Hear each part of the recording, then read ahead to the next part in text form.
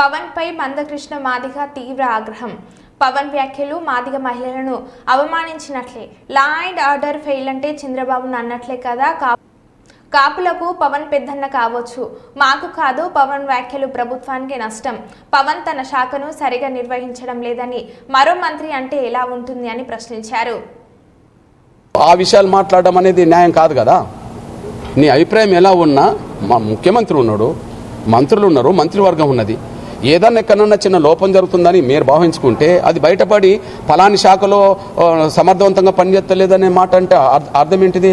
ఆ శాఖకు నాయకత్వం ఇచ్చిన మంత్రి ఒక దళిత మాదిగ సామాజిక వర్గం సంబంధించిన మంత్రిని అవమానించినట్టే కదా. అది దీన్ని మేము మనసులో పెట్టుకుంటాం. ఆ విషయంలో మీరు కుటుంబంలో మాట్లాడినట్టుగా మాట్లాడుకోవాలా.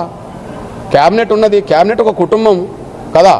ఏదైనా సమస్యలు ఉంటే, ఏదైనా భిన్నాభిప్రాయాలు ఉంటే, ఏదైనా విషయాలు ఉంటే ఖచ్చితంగా అక్కడ మాట్లాడుకోవాలి. కానీ ఏదో చిన్న పిల్లలుగా మాట్లాడినట్టుగా అది మాట్లాడితే ఆ లెక్కల్లో ఇప్పుడు శాంతి భద్రత సమస్య లేదా జరుగుతున్న పరిణామాలను అరికట్టలేని విషయం హోంమంత్రికి వస్తుందా, ప్రభుత్వానికి వస్తుందా? ఆ మాట